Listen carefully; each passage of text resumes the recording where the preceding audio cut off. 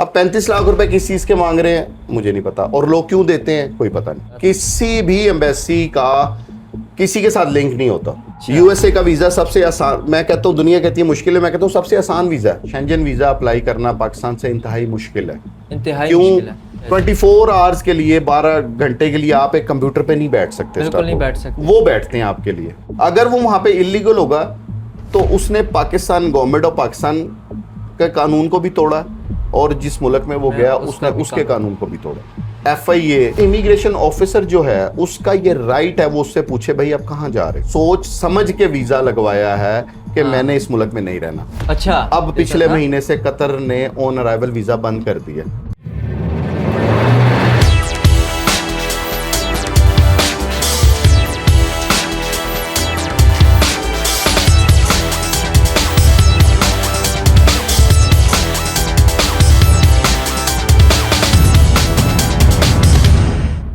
ये आपने UK और अमेरिका और US इन पे जब आप वीज़ा किसी वीज़ा कंसल्टेंट के पास जाते हैं वो 35 लाख रुपया मांगते हैं। वो किस चीज़ का मांगते हैं? वीज़े की असल जो देखिए वैल्यू है वो क्या मुझे है? नहीं पता वो किस चीज के लिए मांगते हैं और लोग उनको क्यों देते हैं। हाँ, क्यों देते हैं वो? I don't know. असल जो वीजा है, देखें यूएसए है, यूएसए की जो वीजा फीस है वो $185 है। $185 $185 आपने बैंक में जमा करवाने, आपकी अपॉइंटमेंट हो जाती है। आपने अपना जाके इंटरव्यू देना है और आपका वीजा ग्रांट होना है या रिफ्यूज होना है। अब 35 लाख रुपए किस चीज के मांग रहे हैं मुझे नहीं पता, और लोग क्यों देते हैं कोई पता नहीं। अच्छा, इसकी कोई बुनियाद ही नहीं है? कोई बुनियाद नहीं है। क्या बुनियाद है? मुझे लग रहा था शायद उनका कोई लिंक होगा। कोई लिंक नहीं। देखें किसी भी एम्बेसी का किसी के साथ लिंक नहीं होता, याद रखिएगा। अच्छा। यूएसए का वीजा सबसे आसान, मैं कहता हूँ दुनिया कहती है मुश्किल है, मैं कहता हूँ सबसे आसान वीजा है जिसमें आपको डॉक्यूमेंट्स की जरूरत नहीं है। ना आपके पास जरूरत है, ना आपके पास बैंक स्टेटमेंट की जरूरत है, ना आपको सोर्स ऑफ डॉक्यूमेंट्स की जरूरत है। उनका एक फॉर्म है DS 160। अच्छा, DS 160 फॉर्म जो है वो आपने फिल करना है और उनको भेज देना है। वो 12-13 पेजेस का फॉर्म है। उस पूरे फॉर्म को आप डिटेल्स के साथ फिल करें, जो उनके सवाल है उनका आंसर करें। वेरिफिकेशन वो आपके खुद कर लेंगे।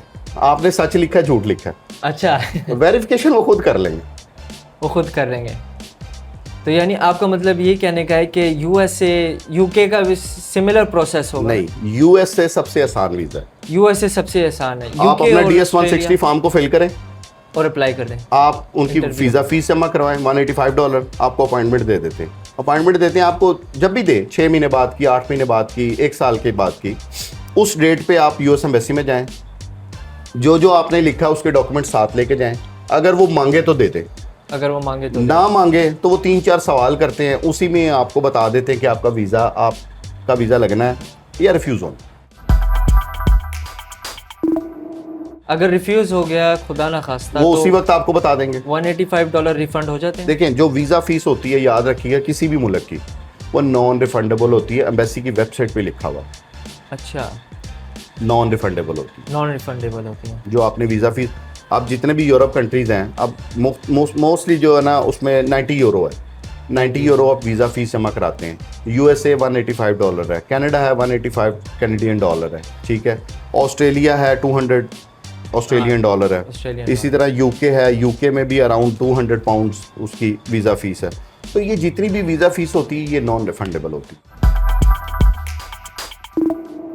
तो शेंजन वीज़ा जो है ना, शेंजन इसके क्या रिक्वायरमेंट्स हैं और इसको अप्लाई करने क्या हर बंदा अप्लाई कर सकता है इजीली? देखिए हर बंदा शेंजन वीज़ा अप्लाई करना पाकिस्तान से इंतहाई मुश्किल है। इंतहाई क्यों? मुश्किल है कि कुछ पाकिस्तान में एम्बेसीज, जो शेंजन एम्बेसीज है वो तो पाकिस्तान में है ही नहीं, है ही नहीं। ठीक है। शेंजन ऐसी कंट्रीज हैं जिनकी मिसाल के तौर पे लिथुआनिया है, उसके पाकिस्तान में एम्बेसी नहीं है। अच्छा, ठीक है। लैटविया की पाकिस्तान में एम्बेसी नहीं है, ठीक है। इसी तरह कई मुल्क ऐसे हैं जिनकी पाकिस्तान में एम्बेसी नहीं है, और जिनकी एम्बेसीज हैं पाकिस्तान में वो VSF ग्लोबल के थ्रू अटैच है। अच्छा, ठीक है।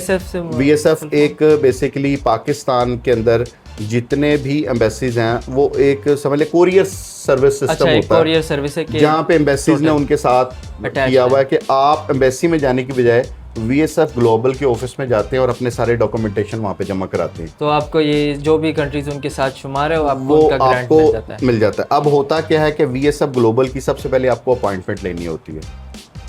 आपने मिसाल के तौर पे जर्मनी में आपने केस जमा करवाना है तो जर्मनी एम्बेसी की आपको अपॉइंटमेंट लेनी लेनी है पड़ेगी। ग्लोबल की। उस अपॉइंटमेंट वाले दिन आपने VSF ग्लोबल में जाके अपने सारे डॉक्यूमेंट्स जमा कराने हैं, अपने फिंगरप्रिंट्स करवाने हैं और 90 यूरो जो उनकी फीस है वो जमा करवानी, तो आपका केस सबमिट हो जाता तो है। ये VSF पाकिस्तान में नहीं है? पाकिस्तान में है, VSF पाकिस्तान में है। तो कई एम्बेसीज जो हैं वो VSF के थ्रू अपॉइंटमेंट्स लेती हैं, लेकिन कई एम्बेसीज ऐसी हैं जिनकी पाकिस्तान के लिए अपॉइंटमेंट ओपन ही नहीं होती। पुर्तगाल ने पिछले दिनों बहुत वीज़ा प्रोसेस इजी किया, लेकिन पाकिस्तान से अनफॉर्चुनेटली एम्बेसी मतलब अपॉइंटमेंट नहीं मिलती। अच्छा, अपॉइंटमेंट। अब इटली है, इटली में मिसाल के तौर पे स्टडी वीज़े पे किसी ने जाना है, ठीक है, उसको अपॉइंटमेंट का इशू है, अपॉइंटमेंट बहुत मुश्किल से मिलती है। अपॉइंटमेंट मिलने, अब अपॉइंटमेंट लेते कैसे हैं? अपॉइंटमेंट का उन्होंने ऑनलाइन पोर्टल बनाया हुआ है, उस ऑनलाइन पोर्टल पे जाके आपको ऑनलाइन होना है, जैसे उनकी अपॉइंटमेंट्स को लिए आपने अपनी अपॉइंटमेंट बुक कर लेनी है। अच्छा। तो यानी इसमें ज़्यादा तादाद की वजह से, ज़्यादा तादाद की वजह से आपको अपॉइंटमेंट्स नहीं मिलती। ठीक है, अब लोग क्या करते हैं, लोग इस अपॉइंटमेंट्स को मतलब सेल करते हैं। अच्छा, इसको मिसाल के तौर पे कोई 35,000 रुपये लेता है, कोई 40,000 रुपये लेता है, कोई 25,000 रुपये लेता है, जी ये ऑस्ट्रेलिया की एम्बेसी की कॉस्ट है। क्यों? उन्होंने अपने लड़के बिठाए हुए हैं, वो आपके लिए जो है वो अपॉइंटमेंट बुक करके, अपॉइंटमेंट बुक नहीं करते, आपके पासपोर्ट पे अपॉइंटमेंट बुक होती है। जब आप उनको अपने डॉक्यूमेंट्स देते हैं, फिर वो लड़कों की जिम्मेदारी, जो आपने काम करना है वो लड़के काम करेंगे। अच्छा। 24 आवर्स के लिए, 12 घंटे के लिए आप एक कंप्यूटर पे नहीं बैठ सकते, बिल्कुल नहीं बैठ सकते, वो बैठते हैं आपके लिए। ऑलराइट। जैसे ही अपॉइंटमेंट आपकी आती है, वो फौरन आपके डॉक्यूमेंटेशन के ऊपर आपकी अपॉइंटमेंट बुक कर लेते हैं, वो उसके चार्जेस लेते हैं। तो फिर उनको यानी अपॉइंटमेंट मिल जाती है। ये अपनी फाइल प्रिपेयर करवा के वहाँ पे वीज़ा सबमिट करवा देते हैं। पाकिस्तानी लेबर तबका अब सबसे ज़्यादा वो कौन सी कंट्री पे अप्लाई कर सकते हैं और ज़्यादा चांसेस कौन सी कंट्री के उनको मिल सकता है? देखें, पाकिस्तान में जितनी भी लेबर कैटेगरीज है, सबसे पहले तो देखें कि पाकिस्तान में मैन पावर कंपनीज के लाइसेंस किन किन के पास है। किन किन के पास है? आप उनके पास अप्रोच करें, हमेशा उनके पास अप्रोच करें जिनके पास मैन पावर कंपनी का लाइसेंस, मैन पावर कंपनी का लाइसेंस, जो अक्सर सऊदी है, जो अक्सर जिनके पास सऊदीया का लाइसेंस, मतलब सऊदीया के वीज़ाज होते हैं, दुबई के वीज़ाज होते हैं, कतर के होते हैं, ओमान के होते हैं, ये हमारे पास नहीं होते। अच्छा, ये आपके पास नहीं है? हमारे पास मैन पावर कंपनी का लाइसेंस नहीं है, हम लोग सिर्फ सर्विसेज कंसल्टेंट है, सर्विसेज प्रोवाइड करते हैं। ऑलराइट, ठीक है, आपकी डॉक्यूमेंटेशन करते हैं, आपके डॉक्यूमेंट्स बनाने में आपकी हेल्प करते हैं, सर्विसेज प्रोवाइड करते हैं। तो जो लेबर कैटेगरीज हैं उनको चाहिए, जो मैन पावर कंपनीज हैं पाकिस्तान में, आप उनसे कांटेक्ट करें, उनके पास कोटे होते हैं। मिसाल के तौर पे सऊदीया को लेबर कैटेगरी में 100 बंदे चाहिए, वो उनके थ्रू आप को बुलाएंगे। जिस तरह अगर 100 वेल्डर्स चाहिए जी, तो वो आपको उन रिक्रूटमेंट एजेंसीज जितने भी पाकिस्तान में हैं उनके थ्रू ही आप जा सकते हैं। अगर कोई भी पाकिस्तानी बाहर से डिपोर्ट हुआ आया हो तो उसके ऊपर 5 साल का ट्रैवल बैन होता है। देखें, बात बिल्कुल सही होना भी चाहिए, है ये? बिल्कुल है, बल्कि ट्रैवल प्लान बैन भी है, उसको सज़ा भी है। जो पाकिस्तान से जाके इलीगल हो गया, देखिए हर बंदे को ये पता है कि यार मैं इतने दिन का वीज़ा है मेरे पास, अगर वो विजिट पे जा रहा है तो उसकी ये रिस्पॉन्सिबिलिटी है कि वो वहाँ पे अपने वीज़ा ख़त्म होने से पहले वापस पाकिस्तान आए, ये उसकी रिस्पॉन्सिबिलिटी है। अगर वो वहाँ पे इलीगल होगा तो उसने पाकिस्तान गवर्नमेंट और पाकिस्तान के कानून को भी तोड़ा, और जिस मुल्क में वो गया उसने उसके कानून को भी तोड़ा। आपने पिछले दिनों सुना होगा कि यार सारे डॉक्यूमेंट्स होने के बावजूद FIA एयरपोर्ट से ऑफलोड बहुत कर रहे हैं। अब मैं आपको बताता हूँ इसके तरीकाकार क्या है। देखें, एक बंदे को विजिट वीज़ा ग्रांट हुआ, बिल्कुल, वो उसका जो प्लान है वो 7 डेज का प्लान है, 7 डेज का, इसने 7 डेज वहाँ पे रहना है और इसने सारी चीज़ें इसके पास मौजूद है, ठीक है। अब इमिग्रेशन ऑफिसर जो है उसका ये राइट है, वो उससे पूछे भाई आप कहाँ जा रहे हैं। अगर उससे वो पूछता है जी आप कहाँ जा रहे हो और किस वीज़े पे जा रहे हो, और आगे से वो उसका गलत जवाब दे, तो इसका क्या मतलब है कि उसको अपने वीज़े के बारे में कुछ भी कुछ भी नहीं नहीं पता, गड़बड़ है। पता। गड़बड़ है। अगर तो वो 7 दिन का प्लान लेके जा रहा है, कपड़े वो 3 महीने के साथ लेके जा रहा है, तो गड़बड़ है। गड़बड़ है। अब वो पूछता है वीज़ा ऑफिसर, जो इमिग्रेशन ऑफिसर, वो पूछता है जी आपकी होटल बुकिंग मौजूद है, आपके होटल का क्या नाम है? उसको उस होटल का नाम नहीं पता, तो क्या मतलब है? गड़बड़ है। गड़बड़ है। इस वजह से पाकिस्तान से ऑफलोडिंग लोग बहुत ज़्यादा हुए हैं कि उनको अपने वीज़े का पता ही कुछ नहीं। अपने ट्रैवल प्लान का ही नहीं अपने ट्रैवल प्लान का नहीं पता। जब उनको अपने ट्रैवल प्लान का नहीं पता, इसका मतलब है उन्होंने ये सोच समझ के वीज़ा लगवाया है कि मैंने इस मुल्क में नहीं रहना, नहीं रहना, मैंने यहाँ से आगे डंकी मारनी। लगानी है। इस वजह से ऑफलोड होता है। अब मैं मिसाल के तौर पे मैं एक वीज़ा लेता हूँ, मुझे इतना तो पता होना चाहिए ना कि मैंने कितने दिन वहाँ रहना है, बिल्कुल, और कहाँ पे और stay मैंने करना है। कहाँ पे स्टे करना है, मेरे होटल का नाम क्या है, और मैं एयरपोर्ट से होटल मेरा दूर कितना है, मैंने जाना कैसे है, उनके कोई 3-4 शहरों के नाम तो मुझे पता होंगे ना, बिल्कुल मैंने प्लान किया ना। बिल्कुल। तो इस वजह से डिपोर्ट होते हैं, ऑफलोड अच्छा, होते हैं। इसलिए ऑफलोड होते हैं। ऑफलोड जो जेन्युइन लोग होते हैं, जो जेन्युइन विजिटर्स होते हैं, उनको FIA कभी भी नहीं रोकती, कभी भी नहीं रुकते, वो तो बोलते हैं आप जाएं। वो इजीली जाने देते हैं। अच्छा, तो ये मामला है सारा। तो ये देखें, जितना भी वीज़ा प्रोसेस है वो मैंने आज आपको इस वीडियो में सारा प्रोसीजर कुछ समझाया बता है दिया। कि देखें वीज़े लगते हैं, ऐसी बात नहीं है कि वीज़े नहीं लगते। नहीं लगते। जो जेन्युइन लोग हैं उनके वीज़े रुकते नहीं हैं। अच्छा, ये पता है कि कौन कौन से मुल्क पाकिस्तान को इस वक्त वीज़ा ऑन अराइवल और ई वीज़ा प्रोवाइड कर रहे हैं? देखिए, बहुत से मुल्क हैं। अब जितने भी ये बैल्कन रीजन की कंट्रीज़ हैं, मिसाल के तौर पे अल्बानिया है, सर्बिया है, हाँ। और क्या नाम है, मोंटीनेग्रो है, मोल्दोवा है, ये जितने भी कंट्रीज़ हैं इन सब के ई वीज़ा अप्लाई होते हैं। अच्छा, सिर्फ आपने फीस भरनी है और that's आपने अपने घर में बैठ के ऑनलाइन इसका वीज़ा अप्लाई करना है। ऑनलाइन ही डॉक्यूमेंटेशन, जो फिजिकल जाके आप डॉक्यूमेंट्स देते हैं, वो आपने ऑनलाइन इनकी वेबसाइट पे अपलोड करने हैं। it। इनकी इनकी website वीज़ा फीस जमा करानी है और वीज़ा अप्लाई कर देना है। अगर आपको वहाँ से ई वीज़ा आ जाता है तो आप उस पर ट्रैवल कर सकते हैं। वीज़ा ऑन अराइवल, ये क्या चक्कर अब है? वीज़ा ऑन अराइवल देखें, पाकिस्तानी पासपोर्ट से पे कोई 30-35 मुल्क ऐसे हैं जिनके पास पाकिस्तानी पासपोर्ट है, उनको वो लोग ऑन अराइवल वीज़ा देते हैं। जिस तरह कतर भी वो जैसे वीज़ा on कतर arrival है। ऑन अराइवल वीज़ा आपको देता था। अच्छा, अब पिछले महीने से कतर ने ऑन अराइवल वीज़ा बंद कर दिया। अब आपको प्रॉपर वीज़ा अप्लाई करना पड़ता है। अच्छा, वही जो ट्रेडिशनल तरीका है। इसी तरह मोरेशियस से कंट्री अफ्रीका की आपको ऑन अराइवल वीज़ा देती है। और अभी दे रही है? हाँ, दे रही है। पाकिस्तानी पासपोर्ट पे आपको ऑन अराइवल वीज़ा देती है। आपको कीनिया, हाँ, ठीक है, अफ्रीकन कंट्री है, आपको ऑन अराइवल वीज़ा देती है। आपने सिर्फ टिकट परचेज करनी है, होटल बुकिंग वहाँ पे करानी है, ठीक है, और यहाँ से ट्रैवल करते हैं। यहाँ से ट्रैवल करना है। वहाँ पे जब एयरपोर्ट पे उतरेंगे तो वो आपको 1 महीने की एंट्री देते हैं, ऑन अराइवल देते हैं, स्टैंप लगा जी, देंगे। स्टैंप लगाते हैं। तो ये इस इसकी तरह requirement होती है कोई? जी क्या जी, मैं बताता हूँ। जिस तरह मालदीव्स है, मालदीव्स पाकिस्तानी पासपोर्ट पे ऑन अराइवल वीज़ा है। इस तरह साउथ अमेरिकन कंट्री है गुयाना, ठीक है, वो पाकिस्तानी पासपोर्ट पे ऑन अराइवल वीज़ा देती है। सुरीनेम एक अमेरिकन कंट्री है, नॉर्थ अमेरिकन कंट्री है, वो भी आपको पासपोर्ट पे ई वीज़ा देती है। अब ये ई वीज़ा मतलब ऑन अराइवल वीज़ा क्या है? ऑन अराइवल वीज़ा ये होता है कि जी आप पाकिस्तानी पासपोर्ट है आपके पास, आप अगर हमारे मुल्क में आना चाहते हैं तो आपको वीज़े की ज़रूरत नहीं है। वीज़े की ज़रूरत नहीं है। आप अपनी डॉक्यूमेंटेशन क्या मुकम्मल करनी है? आपने अपना पासपोर्ट, आपकी आईडी कार्ड, उसके बाद आपका वहाँ पे पेड होटल बुकिंग होनी चाहिए। अच्छा, रिजर्व्ड होटल होनी आपका रिजर्व्ड होटल होना चाहिए, ठीक है। उसके बाद जिस मुल्क में आप मिसाल के तौर पे जा रहे हैं, आप मालदीव्स में जा रहे हैं, 40 और 48 घंटे पहले आपने वहाँ पे एक ETA फॉर्म फिल करना है ऑनलाइन। अच्छा, उनकी वेबसाइट पे मौजूद है। आपने वो फॉर्म फिल करना है, फॉर्म फिल करके उनको भिजवा देना है कि जी मेरा फ़लाँ दिन ट्रैवलिंग है, आप मुझे एंट्री पास दे दें। एंट्री पास दे दें।